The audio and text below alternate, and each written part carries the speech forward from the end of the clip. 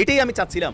বড় খুশি লাগতেছে। মানে আমি এত খুশি হইছি, কত খুশি বিশ্বাস করেন বইলা বুঝাইতে পারবো না। নীরবে নিভৃতে প্রফেসর ইউনুস বিরাট ঘটনা ঘটিয়ে দিয়েছেন, অসম্ভবকে সম্ভব করেছেন। হ্যাঁ, এখন পর্যন্ত খবর এটাই, ঘটনা ঘটে গেছে, যার অর্থ ফেব্রুয়ারিতে কিসের নির্বাচন? হয় সন্ত্রাসী থাকবে অথবা সেনাবাহিনী থাকবে। তাই এসব সন্ত্রাস এবং দুষ্কৃতিকারীর বিরুদ্ধে আমাদের সবসময় শক্ত অবস্থান ছিল এবং এটা আমরা নিয়মিত অভিযান পরিচালনা করব। শেখ হাসিনা শেষ পর্যন্ত স্বীকার করলেন যে তিনি পুলিশকে এবং আর্মিকে অর্ডার দিয়েছিলেন ছাত্র জনতার উপর নির্বিচারে গুলি বর্ষণ করতে। যে বাংলাদেশে 5ই আগস্টের পরে কোরআনের তালিম অনুষ্ঠানে কোনো সন্ত্রাসী গোষ্ঠী আক্রমণ করতে পারে এটা কোনোভাবে বোধগম্য নয়, এটা কোনোভাবে বিশ্বাসযোগ্য নয়, এটা কোনোভাবে মেনে নেওয়া যাবে না, যাচ্ছে না, কোনোদিন সম্ভব না। খুবই খুবই খুবই খারাপ সংবাদ হচ্ছে আওয়ামী লীগের অনুসারী যারা আছেন তাদের জন্য। আজহারি হুজুর তিনি হলো সবার একজন প্রিয় আলেম হয়ে থাকবেন, তাই না? কিন্তু উনি জামাতের পথ বেছে নিলেন। দর্শক, নতুন একটা নিউজ আপনাকে স্বাগত। প্রিয় দর্শক, বাংলাদেশের যে বর্তমান রাজনৈতিক প্রেক্ষাপট এবং যে পরিস্থিতির সৃষ্টি হয়েছে তারই আলোকে আপনাদের সামনে বেশ কয়েকটা গুরুত্বপূর্ণ ভিডিও নিয়ে হাজির হয়েছি, যার কিছুটা অংশ বিশেষ ইতিমধ্যেই ভিডিওর শুরুতেই দেখেছেন। তো দর্শক, ভিডিওর শুরুটা দেখে কিন্তু বুঝতে পেরেছেন যে আজকের নিউজটা ঠিক কতটা গুরুত্বপূর্ণ এবং ঠিক কোন বিষয়টাকে ইঙ্গিত করছে। তাই বলবো, যারা ভিডিওটি অন করেছেন না টেনে সম্পূর্ণ নিউজটি মনোযোগ সহকারে দেখতে থাকুন, তাহলে আজকের মূল বিষয়টা বুঝতে পারবেন। তো দর্শক, আর বেশি দেরি না করে চলুন দেখে আসবো আজকে সেই কাঙ্ক্ষিত ভিডিও। নীরবে নিভৃতে প্রফেসর ইউনুস বিরাট ঘটনা ঘটিয়ে দিয়েছেন, অসম্ভবকে সম্ভব করেছেন। হ্যাঁ, এখন পর্যন্ত খবর এটাই, ঘটনা ঘটে গেছে, যার অর্থ ফেব্রুয়ারিতে কিসের নির্বাচন? প্রফেসর ইউনুস আরো কয়েক বছর ক্ষমতায় থাকবেন। ওই যে ইকবাল করিম ভুইয়া যেটা বলেছে না, সাবেক সেনাপ্রধান, অনেকটা এরকমই। এই সরকার আরো কয়েক বছর ক্ষমতায় থাকতে পারে। উপদেষ্টা পরিষদ সফল হবে, অনেক ব্যর্থ উপদেষ্টাকে পরিবর্তন করা হবে, নতুন নতুন উপদেষ্টাদের নিয়োগ দেওয়া হবে। হয়তোবা দেখবেন যে পিনাকি ভট্টাচার্য, মাহমুদুর রহমানদের মতো লোক উপদেষ্টা পরিষদে ঢুকে গেছে, ইট কুড বি। কিন্তু ইউনুস সরকার কয়েক বছর থাকবেন। ফেব্রুয়ারিতে নির্বাচন হবে বলে এখন পর্যন্ত মনে হচ্ছে না। এখন ফেব্রুয়ারিতে নির্বাচন স্থগিত, এটা এই সরকার কখনো বলবে না, এটা অন্য মাধ্যমে স্থগিত হবে। যেমন কোর্ট বলবে, কোনো একটা রিটের কারণে স্থগিত হয়ে যাবে, সীমানা সংক্রান্ত জটিলতার কারণে স্থগিত হয়ে যেতে পারে, অথবা তত্ত্বাবধায়ক সরকার রায়ের ফলে একটা জটিলতা তৈরি হয়ে স্থগিত হয়ে যেতে পারে, জুলাই সনদ বাস্তবায়ন নিয়ে জটিলতার ফলে স্থগিত হয়ে যেতে পারে। মানে এটা কোর্ট বা অন্য কারো মাধ্যমেই ঘটনা ঘটতে পারে। তো দর্শক, বাংলাদেশ 5 আগস্টের পর সত্যিকার অর্থে স্বাধীন হয়েছে। এটাকে আমরা দ্বিতীয় স্বাধীনতা বলি। 1971 সালে আমরা ভৌগোলিক স্বাধীনতা পেয়েছিলাম, কিন্তু রাজনৈতিক স্বাধীনতা পাইনি। আমরা ছিলাম ভারতের ওয়ান কাইন্ড অফ কলোনি। ভারতের সাথে কোনো দ্বিপাক্ষিক সম্পর্ক ছিল না, ভারতের সাথে ছিল স্বামী স্ত্রীর মতো সম্পর্ক, যেটা আওয়ামী লীগের স্বঘোষিত নীতি ছিল। আওয়ামী লীগের পররাষ্ট্রমন্ত্রী সরাসরি নিজে বলেছিলেন যে স্বামী স্ত্রীর মতো সম্পর্ক। ভারতের সাথে যে দ্বিপাক্ষিক চুক্তিগুলো, কোন জায়গা থেকে ভারত রেল লাইন করবে, কোন জায়গা থেকে করিডর, কোন জায়গা থেকে ট্রানজিট, ট্রান্সশিপমেন্ট ইত্যাদি ইত্যাদি, এগুলোর কোনো স্বার্থ সংশ্লিষ্ট বিষয় ছিল না। স্বার্থের ঊর্ধ্বে নামমাত্র মূল্যে, অথবা ভারত যা বাংলাদেশে ধর্মীয় কর্মকাণ্ড যারা পরিচালনা করতেন তাদেরকে যে কোনো মূল্যে শনাক্ত করে তাদের বিরুদ্ধে ষড়যন্ত্র করা হতো, মাহফিলে আক্রমণ করা হতো, কোরআন এবং হাদিস কিংবা ইসলামিক অর্গানাইজেশনের অ্যাক্টিভিটিসের উপরে অত্যাচার করা হতো।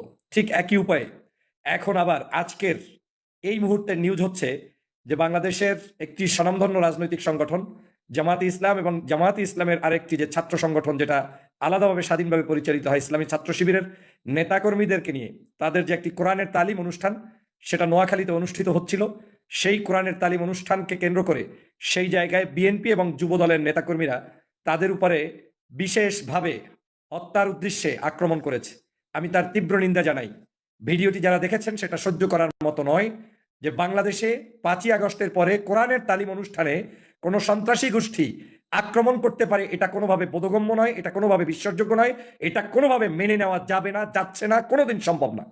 এ বাংলাদেশ 5ই আগস্টের স্বাধীন হয়েছে, জুলাই যোদ্ধারা শহীদ হয়েছে, এ বাংলাদেশের সিংহভাগ মানুষের রক্ত, এবং তার মধ্যে অন্যতম হচ্ছে বাংলাদেশ জামাত ইসলামীর শীর্ষ নেতৃবৃন্দ যারা ফাঁসির কাস্টে ঝুলেছেন, হেফাজতের নেতাকর্মীদের রক্ত ঝরেছে, আলেম ওলামার রক্ত ঝরেছে। সবকিছুর বিনিময়ে আজকের এই 5ই আগস্টের পরে স্বাধীন বাংলাদেশ। কিন্তু সেই স্বাধীন বাংলাদেশে পবিত্র কোরআনকে আজকে যারা তালিম দিচ্ছেন, সেই তালিমদাতা এবং যারা শুনতে আসছেন তাদের উপরে আক্রমণ এবং মসজিদে আক্রমণ, এটার তীব্র নিন্দা জানাই। এটার ধৃষ্টতা কত বড় জঘন্য অন্যায় করেছে, কত বড় খারাপ মানুষের কাজ করেছে, যেটা আমি ভাষায় প্রকাশ করতে পারবো না। আমি আওয়ামী লীগের আমলে স্পষ্ট ধর্মবিদ্বেষী সকল ষড়যন্ত্রের বিরুদ্ধে যেভাবে বক্তব্য দিয়েছি, কথা বলেছি, আজকেও বলতে বাধ্য হচ্ছে আপনি যত বড় শক্তিশালী হন, আপনি কোনো অবস্থায় কোনো ব্যক্তির ধর্মীয় আচার অনুষ্ঠান কিংবা তাদের কার্যক্রমে আক্রমণ করতে পারেন না। এই ধৃষ্টতা কোত্থেকে এসেছে? এত বড় স্পর্ধা কোত্থেকে এসেছে? ঠিক আওয়ামী লীগের মতো আচরণ আপনিও শুরু করেছেন। তার মানে আওয়ামী লীগের শেখ হাসিনা যে অপকর্ম করেছে, ঠিক একই অপকর্মের কার্যক্রম আপনি শুরু করলে হাসিনা যে পথে পালিয়েছে আপনাকেও সে পথেই পালাতে হবে। সন্ত্রাসের সাথে কোনো আপোষ নেই, নৈরাজ্যের সাথে কোনো আপোষ নেই, অন্যায়কারী ব্যক্তির সাথে কোনো আপোষ নেই। যত বড় শক্তিশালী দল কিংবা ব্যক্তি হন, আপনি যখনই কোরআনের বিরুদ্ধে, ইসলামের বিরুদ্ধে, ধর্মের বিরুদ্ধে কথা বলবেন, আপনাকে কোনো ছাড় দেয়া হবে না। পরিচয় লাগিয়েছেন যুবদল, পরিচয় লাগিয়েছেন বিএনপি, আর প্রতিবাদ করবেন কোরআনের তালিমের। এটার তীব্র ভাষায় নিন্দা জানাই। আমি মনে করি বাংলাদেশের সমগ্র মসজিদ থেকে নিন্দা জানাতে হবে, সমগ্র মেম্বার থেকে নিন্দা জানাতে হবে, সমগ্র দল, মত, জাতি, ধর্ম নির্বিশেষে ধর্মভিত্তিক মানুষদেরকে ঐক্যবদ্ধ হতে হবে। এই সকল সন্ত্রাস, যে সকল মানুষরা মানুষের ধর্মচর্চায় বাধা প্রদান করে, তাদেরকে প্রতিহত করতে। এটা কোনো ব্যক্তিগত বিষয় নয়, এটাকে কেউ কোনোভাবে পার পাওয়ানোর কোনো রাস্তা নেই। আমরা এখন প্রতিটা মুহূর্ত দেখছি বিভিন্ন জায়গায় এই ধরনের ষড়যন্ত্রবাজরা নতুন করে মাঠে নেমেছে। তারা আজকের বাংলাদেশের মানুষের ধর্মীয় কৃষ্টি কালচার সভ্যতাকে ভয় পায়। এতই যদি ভয় পান, আদর্শ নেতৃত্ব তৈরি করুন। আজকের যেখানে ঢাকা বিশ্ববিদ্যালয়, রাজশাহী বিশ্ববিদ্যালয়, জাহাঙ্গীরনগর বিশ্ববিদ্যালয়, আজকের এভাবে করে চট্টগ্রাম বিশ্ববিদ্যালয়, সমগ্র বিশ্ববিদ্যালয়ের মানুষগুলো আজকের দলে দলে দলে দলে যাদের উপর আস্থা রাখছে, যাদেরকে ভোট প্রদান করছে, আর সেই জায়গায় আজকে তাদের চরিত্রকে আপনারা দেখতে পাচ্ছেন না, তাদের গুণাবলীকে আপনারা শিখতে পারছেন না, তাদের আদর্শগুলোকে আপনারা জানতে পারছেন না। আপনারা তাদের আদর্শকে মাইলপিট করে বন্ধ করতে চান। হ্যাঁ, মাইলপিট করে সব বন্ধ করা যায়, কিন্তু কোরআন কিংবা ইসলামী তালিম বন্ধ করা যায় না। এটা সবাইকে বুঝতে হবে। আপনি যত বড় শক্তিশালী হন, যদি আমার ভিন্ন মতের মানুষটিও কোরআন তেলাওয়াত করে কিংবা কোরআনের তালিমের আয়োজন করে, সেখানে আমি গিয়ে ওই কোরআনের উপরে আক্রমণ করলে আমি বেইজ্জতি হব। কতগুলো দুষ্ট চক্রের মানুষের বাংলাদেশে 5ই আগস্টের পরে আবার তৈরি হয়েছে, যারা মনে করে যে বাহুবল দিয়ে সবকিছু হয়। বাহুবল দিয়ে কিছুই হয় না। যদি তাই হইতো, তাহলে এই শেখ হাসিনা বাহুবল দিয়েই বাংলাদেশে টিকে থাকতে পারত। বাংলাদেশের প্রত্যেকটি মসজিদে কোরআন চলবে, কোরআনের তালিম চলবে।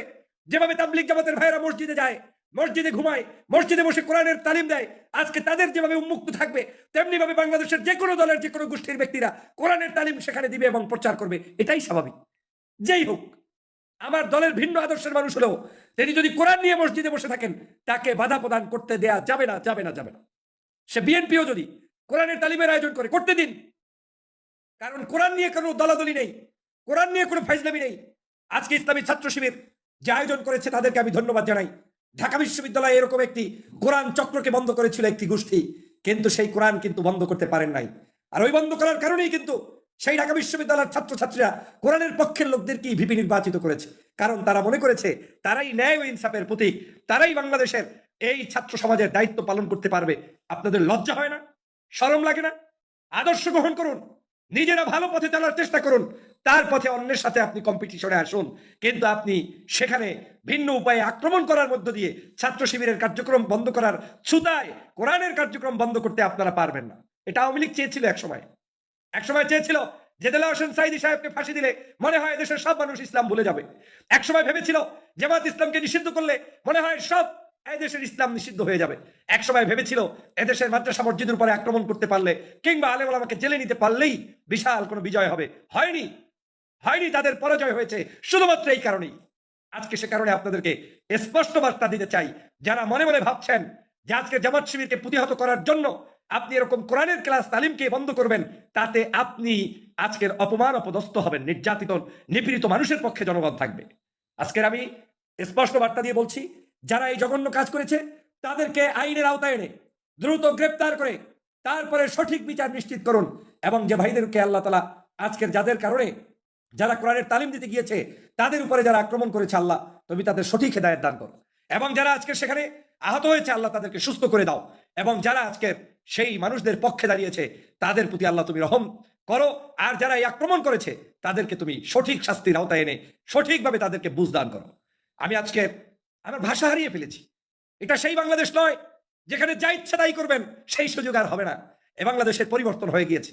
আমি বলেছিলাম, কয়েকটা লাইভে বলেছি, বক্তব্যও বলেছি, লেখনীর মাধ্যমে বলেছি যে বাংলাদেশের মানুষের মাইন্ড সেট আপ হয়ে গিয়েছে আপনি চাইলেও মানুষ তাকে জামাতকে ভোট দেবে, আর না চাইলেও জামাত শিবিরকে পছন্দ করবে। এখান থেকে কেউ তাদেরকে বের করতে পারবেন না। আপনি ঐক্যবদ্ধ হলেও জামাত শিবিরের পক্ষে ভোট থাকবে, আর ঐক্যবদ্ধ না হলেও জামাত শিবির কি জামাত এখন বিএনপির কাছে যদি আওয়ামী লীগ প্রিয় হয়ে যায়, তাহলে আগামী সংসদ নির্বাচনে কি বিএনপি আওয়ামী লীগের সাথে জোট করবে কিনা? বিএনপি কি তলে তলে আওয়ামী লীগের সাথে জোট করে আওয়ামী লীগের বেনামে কিছু প্রার্থী তারা দিয়ে সারা দেশ থেকে আওয়ামী লীগের ভোট চাচ্ছেন কিনা? জামাতের ব্যাপারেও বলা হয় যে জামাত নাকি আওয়ামী লীগের সাথে আঘাত করছে।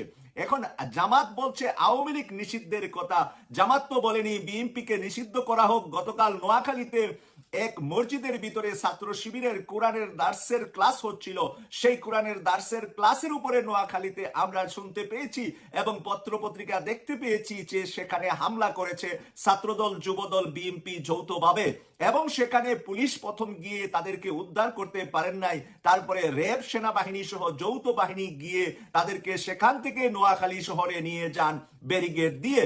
তাহলে এই উদ্ধারের কাজ যদি এই 24-এর বিজয়ের পরে যারা বিজয়ী হয়েছে এক বিজয়ী আরেক বিজয়ীর উপরে হামলা করে, কারণ আমরা 24-এ দেখেছি বিএনপি, জামাত বা ছাত্রদল, ছাত্র শিবির কাঁধে কাঁধ মিলিয়ে হাসিনার বিরুদ্ধে লড়াই করেছিল। এখন যদি এই রকম উস্কিয়ে দেন বরকতুল্লাহ বুলুর মতো নেতারা যে জামাত শিবিরকে গায়েল করার জন্য জামাত শিবিরকে যেভাবে পারো সেভাবে নির্যাতন করো, এই আন্দোলনে যদি এখন বিএনপি যা, তাহলে ফেব্রুয়ারি নির্বাচন আসা পর্যন্ত বিএনপির অবস্থা অথবা জামাত ঘুরে দাঁড়ালে কি অবস্থা হবে সেটা বাংলাদেশের মানুষ কিন্তু আন্দাজ করতে পারে। কেন আন্দাজ করতে পারে? সবচেয়ে বড় আন্দাজটা করেছে আওয়ামী লীগ নেত্রী শেখ হাসিনা, যে জামাত শিবির কি চিজ তা তিনি দিল্লি বসে হারে হারে 1.5 বছর যাবৎ টের পাচ্ছেন। প্রত্যেকটা বিষয় জামাত শিবিরের যে হাত ছিল এই বিষয় কিন্তু বারবার শেখ হাসিনা ক্লিয়ার করছে যে এখানে সবচাইতে মানে ছাত্রদের কথা বলে কিন্তু আন্দোলন সংগ্রামের পিছনে যে রসদ ব্যবহার করা, যে আন্দোলন সংগ্রামের পিছনে যে অর্থ, খাবার দাবার, চিকিৎসা, আন্দোলন সংগ্রাম করতে গিয়ে যত ধরনের ফ্যাসিলিটি দরকার, যত ধরনের সুবিধা দরকার, যত ধরনের সহযোগিতা দরকার, সবকটাই এসেছিল ছাত্র শিবিরের হাত ধরে জামাতের কাছ থেকে। আর সেই কারণেই শেখ হাসিনা যে দিল্লি পালিয়েছে এটা কিন্তু শেখ হাসিনার কাছে ক্লিয়ার। এখন বরকতুল্লাহ বুলু সাহেব কিছুদিন আগে কুমিল্লা টাউন হলে এক জনসভায় তিনি বলেছিলেন যে তারেক রহমানের নাম নিতে হলে উজু করে নিতে হবে, মুসলমানরা আরেক মুসলমানের নাম নিবে, এতে উজু লাগবে, যেই উজুটা শুধুমাত্র আমরা ফরজ নামাজের বেলায় প্রয়োজন মনে করে থাকি, আর সেই উজু নাকি তারেক রহমানের নাম নিতে লাগবে। সেই কথা কিন্তু এই বরকতুল্লাহ বুলু 6 মাস আগে বলেছিলেন। এই বরকতুল্লাহ বুলুর নাম আসে যে বেগম খালেদা জিয়াকে বাধ্য করেছিলেন জেনারেল মঈনকে সেনা প্রদান করতে, এবং সেনা প্রদান করার কারণে এই মঈনের হাতেই কিন্তু তারেক রহমানের মাজা বেগেছে। এখন তারেক রহমানের মাজা তৎকালীন মঈনকে দিয়া করেছে। দ্বিতীয়বার যদি আরেক সেনা প্রধান চয়েস করতে পারেন বরকতুল্লাহ বুলু, তাহলে তারেক রহমান সাহেব দুনিয়ায় থাকবে কিনা সেটা নিয়ে এখন ভাবতে হবে। এই বরকতুল্লাহ বুলু বিভিন্ন সময় বিভিন্ন কথা বলে রাজনৈতিক অঙ্গনে উত্তপ্ত আর সন্ত্রাসী কার্যক্রমটাই সে ছড়িয়ে দেওয়ার জন্য চেষ্টা করে থাকে, কারণ তার রাজনীতির উত্থান আর পতন, তার উন্নয়ন আর অবনতি সবকিছুতেই সন্ত্রাসী হিসাবেই আমরা দেখতে পাই। সে কোনো শিক্ষিত, মার্জিত বা কোনো একজন এমন রাজনীতিবিদ নয় যেই রাজনীতিবিদের ব্যাকগ্রাউন্ডে রাজনীতি ছাড়া আর কোনো পদ পদবি, আর কোনো সম্মানজনক তার কোনো কিন্তু টাইটেল নাই। তাই রাজনীতি যারা পেশাদার রাজনীতি করেন তারা কিন্তু যে কোনো সময় যে কোনো কথা বলে জনগণের ভিতরে বিশৃঙ্খলা সৃষ্টি করতে পারেন, যেমনটা শেখ হাসিনার ছিল শুধুমাত্র পুঁজি রাজনীতি, তার অন্য কোনো পুঁজি ছিল না। কিন্তু এই কারণে শুধু রাজনীতির পুঁজি করার কারণে, রাজনীতিটাকে পারিবারিকভাবে ব্যবহার করার কারণে সর্বশেষ শেখ হাসিনা দিল্লি গিয়েছিলেন। আমরা চাই না যে তারেক রহমান লন্ডন বসে থাকুক আর এই রাজনৈতিক সন্ত্রাসীরা মাঠের ভিতরে সন্ত্রাস করে তারেক রহমানকে দূরে রাখুক। আমরা চাই জিয়াউর রহমানের ছেলে তারেক রহমান মাঠে গিয়ে ওনার রাজনীতি যেন উনি হাল ধরেন, আর এইরকম বরকতুল্লাহ বুলুর মতো উলটপালট যারা কথা বলে। দর্শক, সম্পূর্ণ ভিডিওটি দেখলেন, আশা করি বিষয়টি বুঝতে পেরেছেন। এই নিয়ে আপনার গুরুত্বপূর্ণ মন্তব্যটি অবশ্যই কমেন্ট বক্সে জানিয়ে দিবেন। ধন্যবাদ।